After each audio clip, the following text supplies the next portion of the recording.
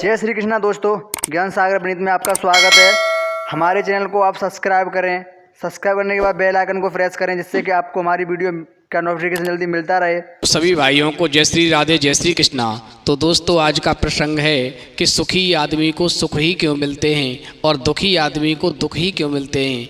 तो दोस्तों, वीडियो शुरू करने से पहले मेरा आपसे अनुरोध है, यदि आपने अभी तक हमारा चैनल सब्सक्राइब नहीं किया है तो प्लीज़ आप हमारे चैनल को अभी सब्सक्राइब कर लें, क्योंकि आपका एक सब्सक्राइब हमारे लिए बहुत ही महत्व रखता है। देखिए दोस्तों, अगर आपके चारों ओर दुख का वातावरण होगा तो आपको दुख ढूंढने नहीं जाना है, दुख आपको ढूंढते हुए स्वयं चला आएगा।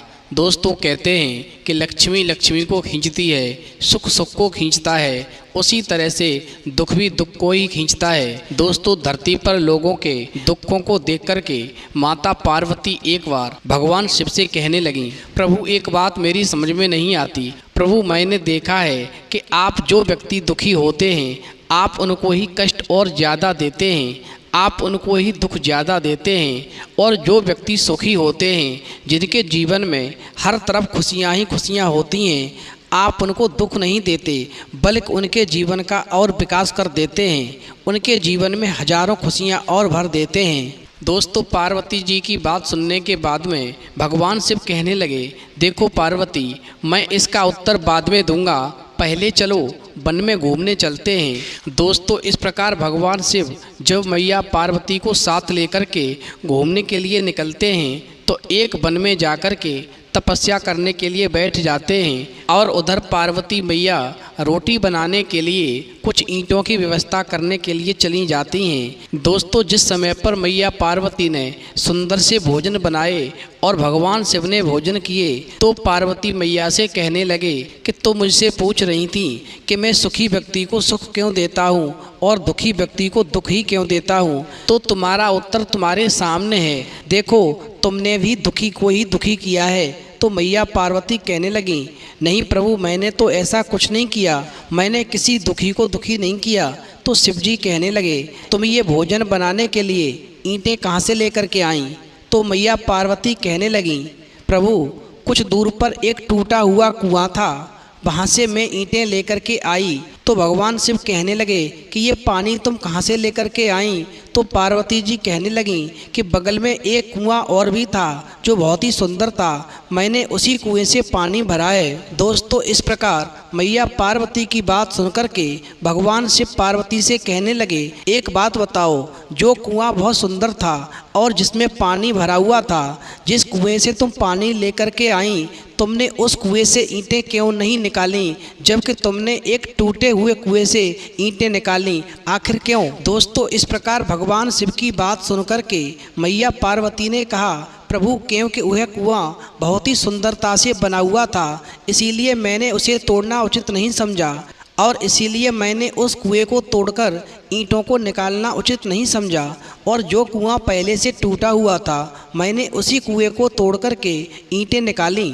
तो दोस्तों, भगवान शिव मुस्कुराकर कहने लगे, देखो पार्वती, तुमने भी तो वही किया, तुमने भी उसी कुआं को दुख दिया जो पहले से दुखी था, जो पहले से टूटा हुआ था, और जो कुआं सुखी था, जिसमें चारों तरफ से हरियाली थी, जिस कुएं के अंदर पानी भरा हुआ था, तुमने उस कुआं को नहीं तोड़ा। इसलिए ध्यान रखना, ये सुख और दुख केवल पूर्व जन्म के कर्मों पर आधारित है। जिस व्यक्ति ने जैसे कर्म किए हैं उसे उस कर्म का फल निश्चित ही भोगना पड़ता है। अच्छे कर्म करे हैं तो उसे अच्छा फल मिलेगा, उसे जीवन में सुख भोगने को मिलेगा, उसके जीवन में राजसी योग होगा।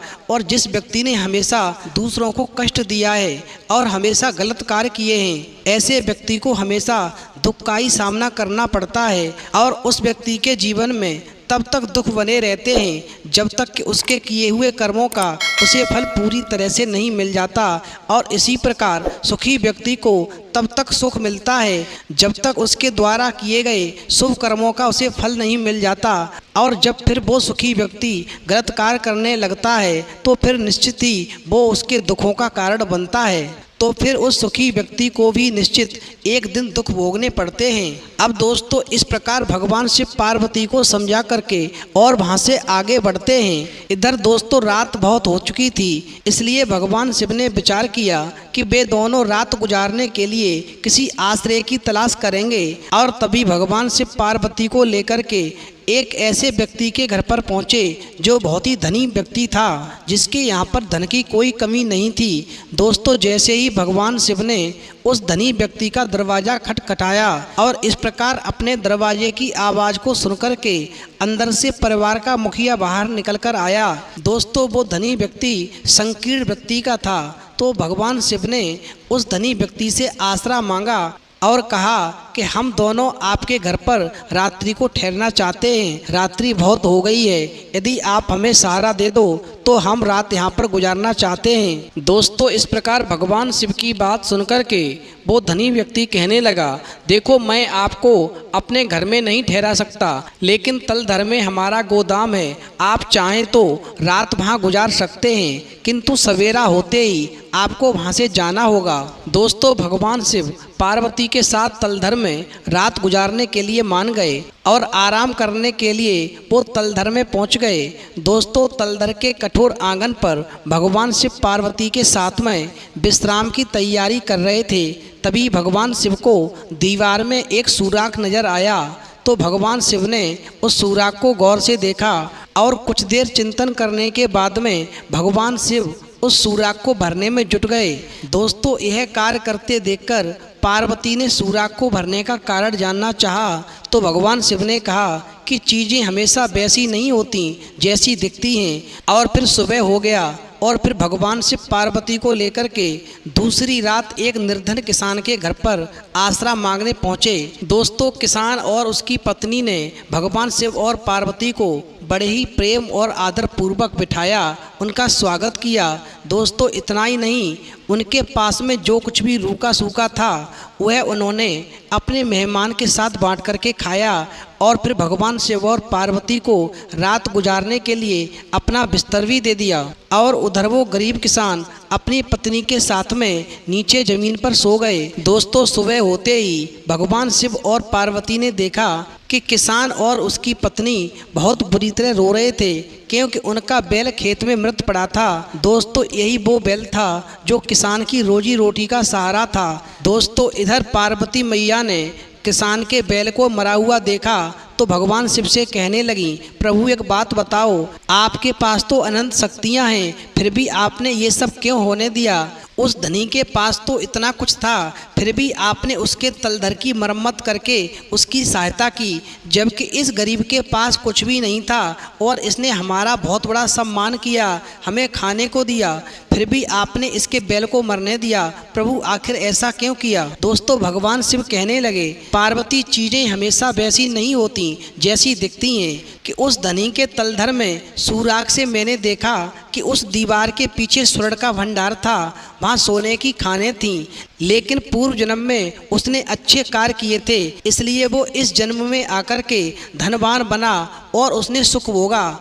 और जब उसके अपने अच्छे कर्मों का समय पूरा हो गया, उसने अपने अच्छे कर्मों का सारा सुख भोग लिया, तो मैंने देखा कि उसके तलधर में सोने की खानें हैं। अब वही धनी व्यक्ति अपने इस जन्म में काफ़ी लोभी और कंजूस बन गया है, दूसरों की कदर करना नहीं जानता, किसी का सम्मान करना नहीं जानता, गरीबों की मदद करना नहीं जानता, अच्छे कार्य करना उसने बंद कर दिए। बस पार्वती, इसी कारण से मैंने उस सुराख को बंद कर दिया ताकि स्वर्ण का भंडार गलत हाथ में न जाए। जबकि इस गरीब किसान के घर में हम इसके बिस्तर पर आराम कर रहे थे और मैंने देखा कि ये गरीब किसान पूर्व जन्म में बहुत बड़ा पापी था, इसने अपने जीवन में कभी कोई पुण्य का काम नहीं किया, इसी वजह से ये किसान इस जन्म में आकर के गरीब बना और इसके जीवन में दुख पे दुख आते गए। दोस्तों, भगवान शिव कहने लगे कि इसने अपने पूर्व जन्म के पाप कर्मों का फल पूरी तरह भोग लिया और रात्रि में इस किसान की पत्नी की मौत लिखी थी, और जब यमदूत इसके प्राण हरने के लिए आए तो मैंने उन्हें रोक दिया। चूँकि यमदूत खाली हाथ नहीं जा सकते थे, इसीलिए मैंने यमदूत को उनके किसान के बैल के प्राण हरने के लिए कह दिया और इस प्रकार उस गरीब किसान की पत्नी के बदले उस बैल के प्राण हर करके यमराज लेकर चले गए। दोस्तों, यह सुनकर के पार्वती नतमस्तक हो गईं, कहने लगी, प्रभु आपकी लीला तो अपरंपार है। तो दोस्तों, ध्यान रखना, इस प्रसंग से हमें ये सीख मिलती है ठीक इसी प्रकार दुनिया भी हमें वैसी नहीं दिखती जैसी वह है, बल्कि वैसी नज़र आती है जैसे हम हैं। अगर सच में हमें कुछ करना है, हमें दुखों का सामना नहीं करना है, हमेशा सुख ही सुख भोगना है, तो हमें अपने आप को बदलना होगा। सबसे पहले हमें अपनी सोच और अपने कर्मों को बदलना होगा।